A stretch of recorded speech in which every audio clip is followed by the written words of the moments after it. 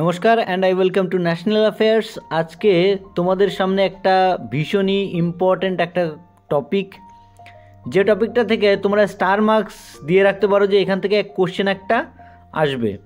তো টপিকটা শুরু করার আগে তোমাদের কাছে জিজ্ঞেস করবো একটা কোশ্চেনটা হলো, এবছর আইপিএলে কোন প্লেয়ারটা সবথেকে বেশি দাম পেয়ে আইপিএল ইতিহাসের সবথেকে দামি খেলোয়াড় হয়ে গেল? তো কমেন্ট সেকশনে করো তোমরা এর উত্তরটা আমি অবশ্য চেষ্টা করবো ভিডিও শেষে দিয়ে দেওয়ার। তো যে টপিকটার কথা আমি তোমাদের বলছিলাম সেটা হলো অর্জুনা অ্যাওয়ার্ড 2023। এই অর্জুনা অ্যাওয়ার্ড 2023-এ মোট 26 জনকে কিন্তু দেওয়া হয়েছে। 26 জনকে দেওয়া হলেও আমাদের পক্ষে তো সম্ভব নয় 26 জনকে একই সঙ্গে নাম মনে রেখে দেওয়া সম্ভব নয়, কিন্তু কিছু কিছু ইম্পর্ট্যান্ট নাম সেগুলো কিন্তু আমাদের মনে রাখতেই হবে, যেগুলো তোমাদের পরীক্ষার জন্য কিন্তু অতি গুরুত্বপূর্ণ। যেমন ওজস, ইনি এশিয়ান গেমসের আর্চারিতে কিন্তু গোল্ড মেডেল পেয়েছিলেন। আর বৈশালী ভারতের 84তম গ্র্যান্ডমাস্টার। মোহাম্মদ শামি এবছরের ওয়ার্ল্ড কাপে দুরন্ত পারফরমেন্স করার জন্য কিন্তু মোহাম্মদ শামি এবার অর্জুন অ্যাওয়ার্ডটাও পেল। নেক্সট পারুল চৌধুরীর কথা যদি বলি, পারুল চৌধুরী এবার অ্যাথলেটিক্সে এশিয়ান গেমসে গোল্ড মেডেল পেয়েছেন। অহনিকা মুখার্জি টেবিল টেনিস প্লেয়ার। শীতল দেবী, যিনি কিন্তু এশিয়ান প্যারা গেমসে কিন্তু গোল্ড মেডেল পেয়েছিলেন।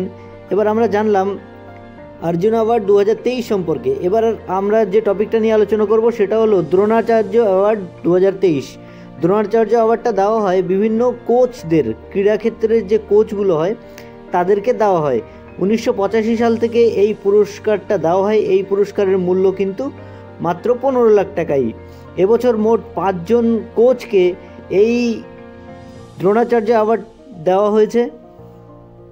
এই 5 জনের নাম হলো ললিত কুমার রেসলিংয়ে, আর.বি. রমেশ চেসে, মহাবীর প্রসাদ সাইনি প্যারা অ্যাথলেটিক্সে, শিবেন্দ্র সিং হকিতে, গণেশ প্রভাকর ইনি হলেন মালখাম নামের এক রকমের খেলা হয় সেই খেলার কোচ।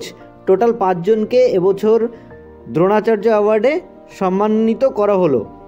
তো এবার আমরা চলে আসবো আমাদের কোশ্চেনটাতে। কোশ্চেনটা ছিল, who became the most valuable player in the IPL history?